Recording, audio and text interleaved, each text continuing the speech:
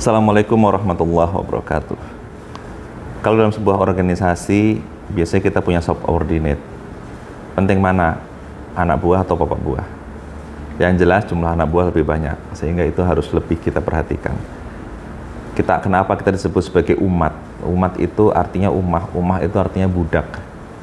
Jadi Nabi Muhammad mengangkat budak-budak sebagai orang-orang yang pertama kali masuk Islam.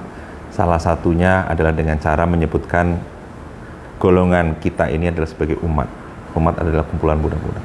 Karena bagi Rasul sangat penting apa yang dinamakan subordinate itu harus didahulukan, dan itu yang paling penting di dalam sebuah organisasi. Makanya kalau kita ingin memperbesar sebuah perusahaan, subordinate-nya besar, ya, bukan justru atasannya yang banyak.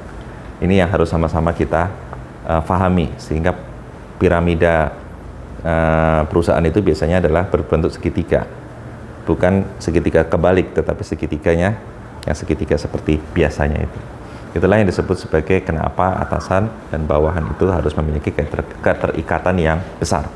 Hari ini kita ingin menyampaikan tentang bagaimana menaikkan kepercayaan diri dari karyawan kita. Ya, begini, karyawan itu biasanya memiliki semacam keahlian masing-masing. Ya. Nah, dari keahlian itu kita merekrut mereka. Masalahnya sekarang adalah ketika penugasan di dalam perusahaan. Penugasan-penugasan yang menyebabkan atau menimbulkan potensi kesalahan yang dilakukan oleh karyawan, salah satunya adalah kita salah mendelegasikan orang. Orang itu keahliannya kimia didelegasikan ke tempat yang non kimia, atau sebaliknya dia non kimia tapi dimasukkan ke kimia misalnya gitu. Atau ya macam-macam ya, kondisinya seperti itu. Nah, pendelegasian yang salah itu akan menyebabkan orang ini nggak perform. Orang ini nggak perform akhirnya menyebabkan dia tidak percaya diri. Berarti siapa yang salah? Yang mendelegasikan. Nah, sehingga ketika kita mendelegasikan, paling tidak dalam beberapa media disebutkan, dalam beberapa referensi disebutkan bahwa penugasan yang terbaik adalah yang sesuai dengan keahliannya. Ya. Kemudian juga ketika kita menugaskan, selain tahu keahliannya, kita juga menugaskannya itu perlahan demi perlahan-lahan. Ya, kita kasih tahu dulu skopnya, kita kasih tahu dulu caranya, kita kasih tahu resikonya dan lain sebagainya. Ketika itu kita kasih tahu, berarti kita sudah menjerumuskan dia, bukan menolong dia untuk meniti karir, tetapi menjerumuskan dia ke dalam jurang karena kesalahan sudah menanti. Yang kedua, bisa diberikan mentor yang baik. Ya, mungkin tidak semua orang langsung cepat karena mungkin keahliannya beda-beda. Kemudian dia passionnya juga berbeda-beda. Maka kita tidak bisa memaksakan seseorang seperti itu harus sama dengan waktu yang sama. Nggak bisa, karena itu akan menurunkan percaya diri. Dan ketika terjadi kesalahan, maka semua orang secara fitrah itu percaya dirinya langsung akan turun. Nah, atasan yang baik, dia bukan justru mengeksplor kesalahan tersebut, tetapi how to solve the problem. Bagaimana untuk menyelesaikan masalahnya bersama-sama. Ya, karena banyak atasan ya di mana saja di internet kita sering lihat yang justru akan mengeksplor kesalahan dari anak buah. Kenapa mereka mengeksplor? Bisa saja macam-macam alasannya. Bisa saja dia ingin menunjukkan keahliannya si atasan tersebut. Ya, bisa saja dia ingin, apalagi di depan umum ya, di depan umum dia ingin memberikan seolah-olah memiliki knowledge yang bagus seandainya dia berada di posisi Anda misalnya gitu. Anda tidak akan atasan ini tidak akan menimbulkan kesalahan seperti yang Anda lakukan misalnya. Nah, hal seperti ini akan menyebabkan si anak buah jadi semakin jatuh. Nah, oleh sebab itu maka Islam mengatakan jangan Anda menegur di depan umum, itu mempermalukan. Bahkan itu sudah disebut sebagai orang yang